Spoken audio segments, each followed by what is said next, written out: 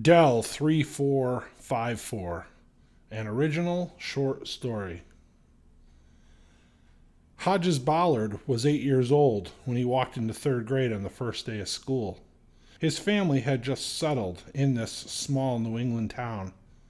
His father was career Army, and so his family moved around a lot ever since he could remember. His dad was injured in an accident on duty and was forced to retire on a disability. Hodges was excited about the idea of living in one place for an extended period of time. Hodges was tall for his age and thin. He had poor eyesight and had to wear thick glasses in order to see anything. He had two older brothers, and so most of his clothing were handed down from them. Because he was taller than they were at his age, most of the pants were a little too short for Hodges. Hodges was tall and lanky and uncoordinated. He had bad eyesight and severe asthma, which made doing any physical activity very difficult. What Hodges lacked in physical acuity, he more than made up for with intellectual ability. He had an above-average IQ and scored off the charts in cognitive thinking and just about every other academic marker. Hodges had a broad vocabulary for an 8-year-old. He liked to read and was doing so on a 6th grade level already. Because of this, he often used words that his classmates did not understand. To top it all off, he was extremely socially awkward. Because of all these things, he got picked on by the other kids in his class. By the time he entered middle school, he was an introvert who kept to himself and did not have many friends. Middle school was an especially hard time for Hodges, or Hodgie, as the other kids started calling him. He loved science and excelled at it. Hodges was the textbook definition of a nerd and a geek. When he graduated high school, he received a full scholarship to the Massachusetts Institute of Technology, but refused to go. He thought of being in a large campus with so many other kids so overwhelming to him. His parents fought to get him to go, trying to make him understand what a wonderful opportunity it was. But in the end, he did not attend. Instead, he took online courses and received a bachelor degree in computer science in less than 3 years. He went on to get his master's shortly after. He landed a job in the IT department for a very large corporation. His main job duty was to administer to the maintenance and operation of a large mainframe server. He worked alone mostly in a temperature-controlled, windowless room where the server was located. He loved his job. He was very good at it. And due to the fact that it allowed him to spend most of his time alone, it suited him well. That was all about to change. After the retirement of the building maintenance supervisor, in order to save money, the company consolidated that job with the job Hodges was doing.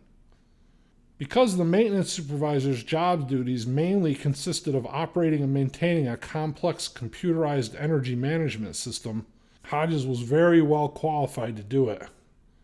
In fact, when the company put the system online, the maintenance supervisor at the time struggled to learn and understand it. Hodges was called in many times to explain the complex system. He regularly assisted and supported the maintenance supervisor with the system. Consolidating the job with Hodges' job made complete sense to the company. In his new capacity with the company, Hodges was forced to divide his time between the server room and the maintenance office, a dimly lit, damp room in the basement level of the large building. He would spend the first hour of his day in the server room, running various test functions and tweaking the operational protocols as needed. He would also spend the last hour there as well. Other than going up there briefly as needed during the day, he spent the rest of his time in the maintenance department. There, he was responsible for overseeing the operation of the energy management system as well as the day-to-day plant maintenance tasks. This consisted mainly of generating and prioritizing work orders from email requests from staff and administrative employees. Dane Deletta was the director of physical plant operations and services. Hodges, in his new role with the company, now fell under Deleta's purview. Dane Deleta was a small man. He was small in physical stature and emotional and intellectual stature, and in just about every other way as well. He was also obnoxious and abrasive. Because of these things, he got beat up a lot as a child and a young man.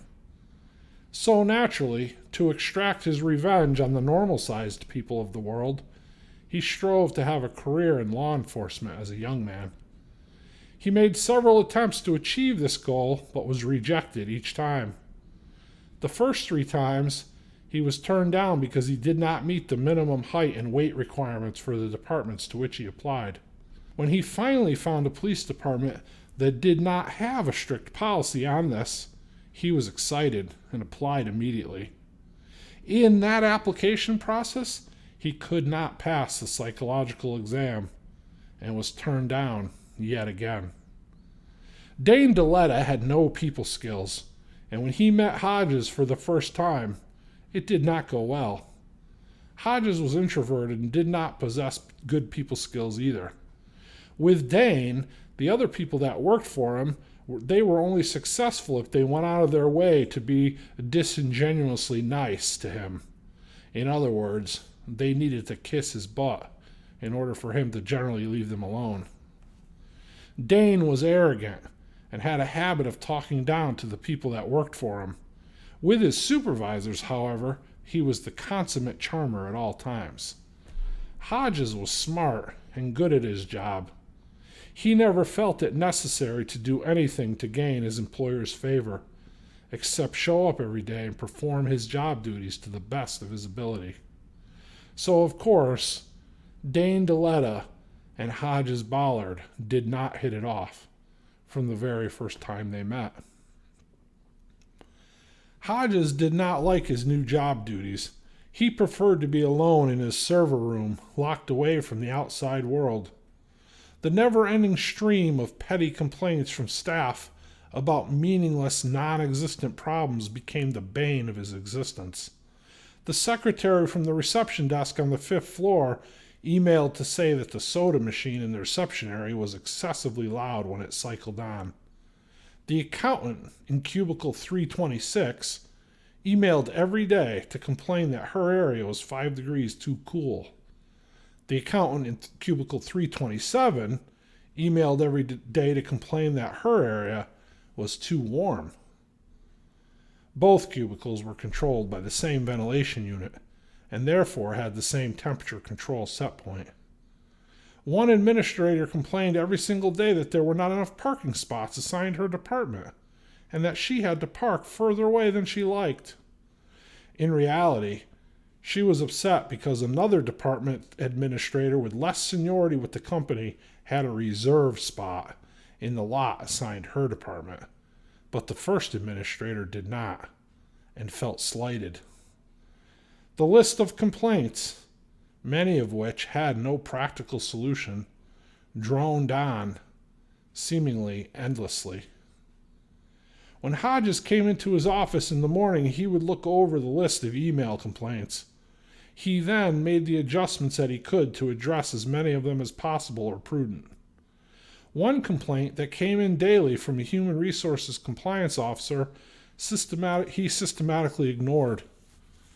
The heating and cooling system went into night setback mode at 6 p.m. and back out again at 6 a.m.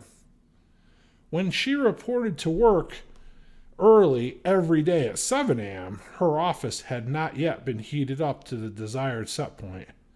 She emailed Hodges promptly to complain at 7:15 every morning.